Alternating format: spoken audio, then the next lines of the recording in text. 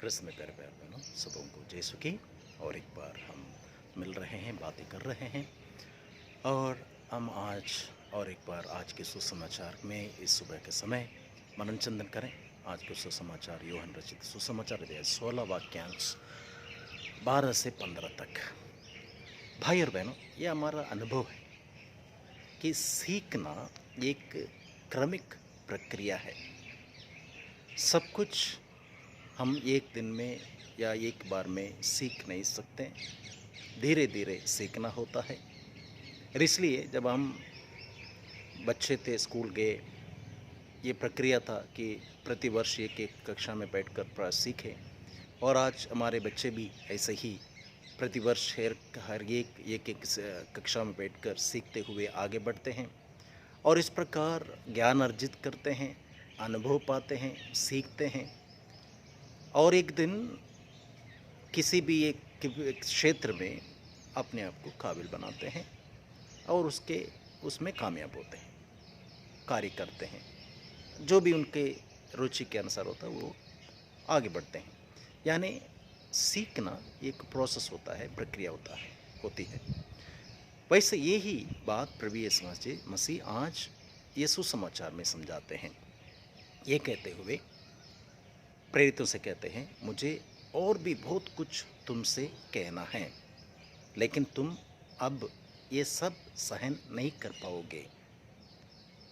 इसलिए नहीं कर पाओगे क्योंकि प्रभु यीशु मसीह जानते हैं हमारे समझने की क्षमता सीमित है। इसलिए एक दिन में सब कुछ समझ नहीं पाएंगे। लेकिन प्रभु यीशु मसीह वादा करते हैं, लेकिन तुम्हारे पास वो पवित्र आत्मा आएगा जो तुम्हें सब कुछ समझाएगा, पूर्ण सत्य तक ले जाएगा। वो ये ग्रेजुअल प्रोसेस है, क्रमिक प्रक्रिया है जो हमें समझाएगा। इसलिए जब हम प्रभु यीशु मसीह के पास आते हैं, प्रभु यीशु मसीह ये समझाते हैं कि यह आध्यात्मिक रूप से हमें प्रभु को, परमपिता को समझना, प्रभु यीशु मसीह को समझना कठिन है। एक दिन में नहीं होता, ये धीरे धीरे होता है। इसलिए प्रभु यीशु मसीह हम सबों को आमंत्रित करते हैं कि हम अपने हृदय द्वार पवित्र आत्मा के लिए खोल दें, जो हमें सिखाने के लिए हमारे पास आएगा और हमारे अंदर निवास करेगा।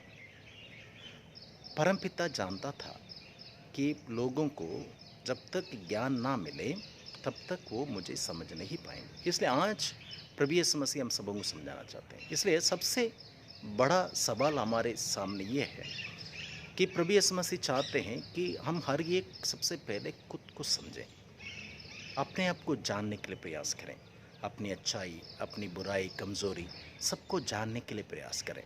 ये एक प्रक्रिया है। जब हम पहला कदम खुद को जानने के लिए प्रयास करते हैं, खुद के अच्छाइयों को, बुराइयों को, कमज़ोरियों को जानने के लिए प्रयास करते हैं और स्वीकार करते हैं, तब जा कर के अपने आप को और अच्छा बनाने के लिए प्रभु की कृपा की आवश्यकता की महसूस होता है।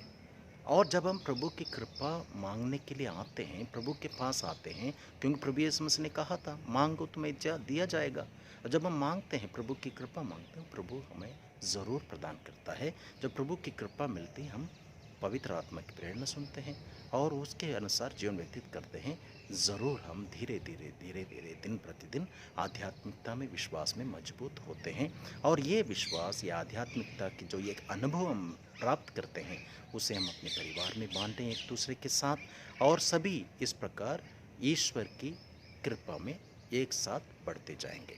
तो आइए जब हम घर पे परिवार के साथ वक्त बिता रहे हैं, इसको योग्य रीति से बिताइए और हर एक अपने अनुभव को बांट करके दिन प्रतिदिन रोज थोड़ा थोड़ा उचित ज्ञान प्राप्त करने के लिए प्रयास करें। सकारात्मक रूप से सोचें ताकि हम एक दूसरे के साथ शांतिपूर्वक जीवन व्यतीत कर सकें, आपसी प्रेम में, एकता में आगे बढ़ सकें।